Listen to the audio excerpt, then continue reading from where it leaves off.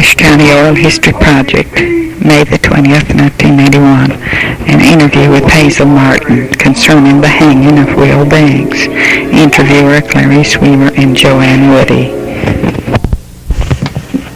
Hazel, let me ask you, what is your full name? Hazel Francis Hamilton Martin. Hazel Francis Hamilton Martin. Mm-hmm. Were you raised in this county? Yes, I was. Is that right? Let's see.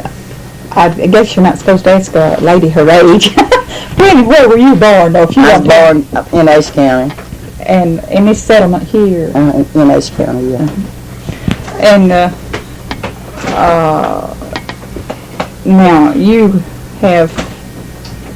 married and have how many children do you have? I have 3. What are their names? Elma Leeper, Vanessa Leeper, and Drusilla Leeper. And your 2 grandchildren, what are their names? I have 5 grandchildren. Oh, just 2 of them here. Those 3 in school. We wanted to talk a little bit, and as I told you, we were doing an oral history of the county, and I have talked to several people concerning an event that happened back, I guess, in around 1907, maybe. And we're learning a great deal about it. And it just gets more interesting all the time. What we were trying to find out is get some more information about the hanging of Mr. Will Banks.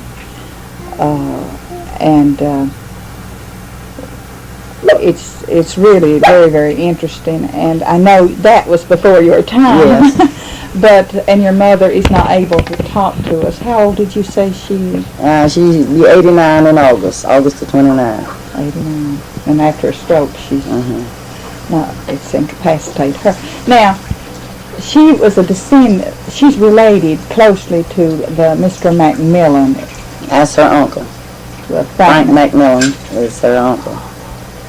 And he was shot and killed by Mr. Banks. That's right. Okay. Now, Mr. Banks was tried and convicted for the murder and sentenced to be hanged and was hanged for it. We have talked to some other people about the efforts that was made to save him and all like that, but I wanted to talk to you about what you have heard your mother say about it. And so you just go ahead and anything you'd want to say. Well, I just have to tell you just what I can remember that my mother said. There's a lot she had talked about, but I can't remember all of it. But she did say that Will Banks had shot Uncle Frank and killed him, and so he was supposed to be hung. And I said that during the time that they was carrying him to the graveyard, it was on a wagon road, and they had a wagon and horses during that time, and he was they put him on the wagon after they'd hung him, and it was a man, I don't know what the man's name was driving the wagon, and he was sitting on the casket, and said there was a lot of people that hadn't seen him, and when they got to the graveyard, that they opened him up so the ones that wasn't at the hanging could see him, and said when they opened him up, he had kicked one of his shoes off, and he turned over. So he was still alive. Yeah, he was still alive. When he was on the way to the And if it had been on a smooth road where they could hear that kicking and thing going on, they could open him up and see him. They wouldn't have had a chance to hang him. They couldn't have hung him again. No. So that's just about. Well, I think best I understand is when after the hanging, the doctor examined him and at first said that they couldn't take the rope off then. Now in those days too, they had a pine box, didn't they? Yeah, pine box. And the roads weren't all that good, so undoubtedly bouncing over the road. Did he hear what he thought might have been his feet? Well, now, I did hear Mama say that he was going over this bumpy road and said they thought they heard something, like the pine box moved, while he was sitting on it, but he just figured it was the bumpy road. And said if he'd have knew that it would have been him, he would have stopped and opened up the casket. Do you know if your mother's people, if they felt like it was a pretty strong sentence? Now, Would you what ever I hear a well, I heard my mama say that well, that was Uncle Doc McMillan, that was Uncle Frank's brother, and Uncle Troy McMillan, that was the brother, and said that they was intending to see that he was going to get what was coming to him because he didn't deserve to live because he killed their brother, Uncle Frank. I've heard Mama talk, say it, not in that many words like that, but that's the way that she had told us about it. You'd certainly feel that way, wouldn't you? Yeah. If someone killed your brother, you'd feel like... I'd feel like they should be killed too, quite natural. That's a natural feeling. Well, Joanne, is there anything you wanted to ask? No, only thing I can sort of think of is maybe in the moving him from the time he was hanged to the graveyard, say he was unconscious. Don't you imagine that the jolting of the ground and just revived him himself? You know, that could have been a lot to do with it. Don't you feel like it could have been? Yeah, but another thing I want to say, don't you think that they hung him, I mean, not strap like Monday, and the doctor had checked him, and did he pronounce him dead? I think, now, my understanding was that Dr. Blevins had checked him, and that he said if you turn him loose, if you take the rope off now, he'll run away, which meant they had to leave it on until he pronounced him dead. Well, they wasn't supposed to do that after he knocked the scalpel out, was he? I don't know. I thought you would think not. Now, was your mother at the hanging? I don't remember where she said she was or not, but I know Mama said that Grandma was there. That was her brother, Martha Hamilton. She was a McMillan and married a Hamilton. And my understanding that Grandma was there, and Uncle Doc was there, and also Uncle Troy. It was three of them that I can remember Mama talked about. He had two brothers and then one sister. No, two sisters. Aunt Marianne, she married a Maxwell. She lived in Allegheny. She was McMillan. There was two of them. Two boys and two girls.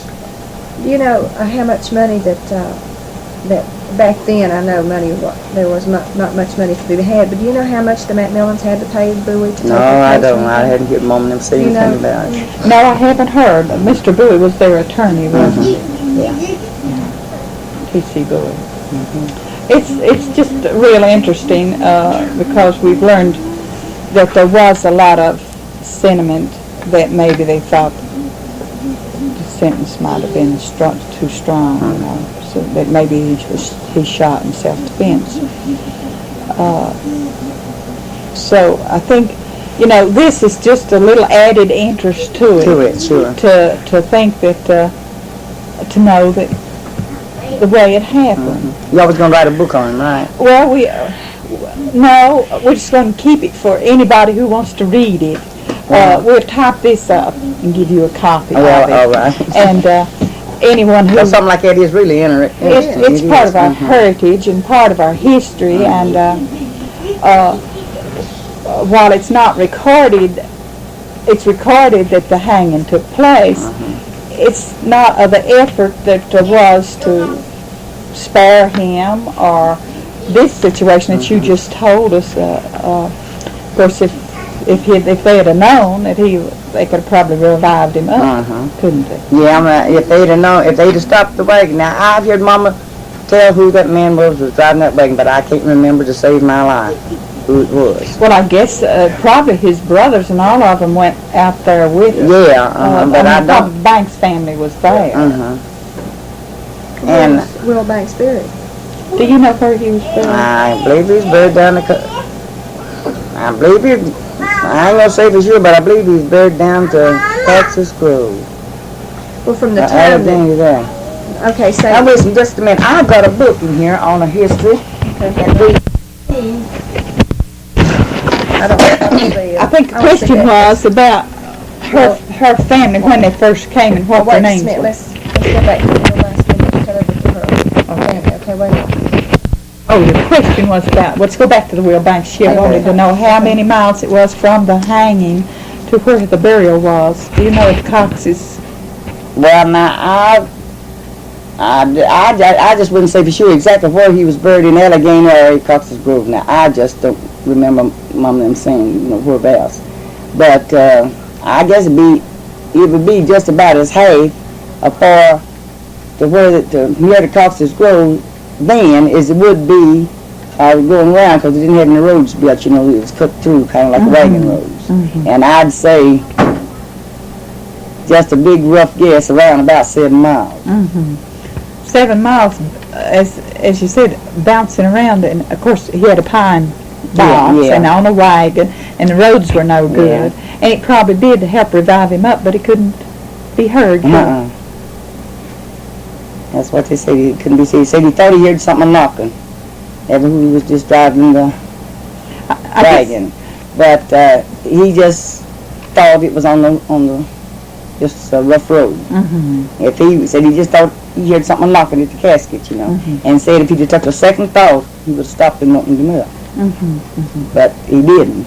And when he got to the graveyard, some people that was wanting to see him, and so they just opened him up, and he'd been kicked off his shoe and then turned over on his face. Now, we were talking about your ancestors. I think the question, Joanne, what was the question, Joanne? Well, I know you're not, wasn't Hamilton's, but was your great-grandparents the very first black people that ever came to the county? As far as I know, yeah. You were the first? Yeah. His name was Charlie Harden. But in slavery time, Uncle Ruth Hamilton, they buy slaves then. And he bought my daddy's daddy, Granddaddy Charlie, and they give him his name, which was a Hamilton. Uncle Ruth Hamilton and Aunt Laurie. And they bought Granddaddy during slave time, and so they gave him his name, which would have been Charlie Hamilton. And before they bought him, he had been a Horton. He was a Horton. And now, how'd you spell that? Horton. Horton. But when they changed his name. They give him his name, When you buy slaves back there, they tell me then that they changed their names, you see. Did you ever hear many stories talked about, or did you ever talk about things that happened during the slavery? Well, yes, I've heard my daddy talk, and also I just barely can remember Granddaddy Charlie talking. Of course, I was pretty good size. But now, Uncle Ruth Hampton and Aunt Laura, they always would say that we was their people, because they bought Granddaddy Charlie. And so the Hamiltons that comes here now, you know who I'm talking about. Yeah. And so when they come in here for this year concert, up here for this church, Mary's Church, and they have it at Beaver Creek, in my daddy's lifetime, I can remember about 3 different times, but I don't know the names. And they hunted Papa up because Uncle George, during that time, Papa's brother was living in North Wilkesboro, and Papa's the only one was living here. And they hunted up, they called Charlie Hamilton's ancestors, you see. And they found Papa. And they had talked to Papa, and they'd taken a lot of pictures of Papa and them together, and then Papa and his family and them together.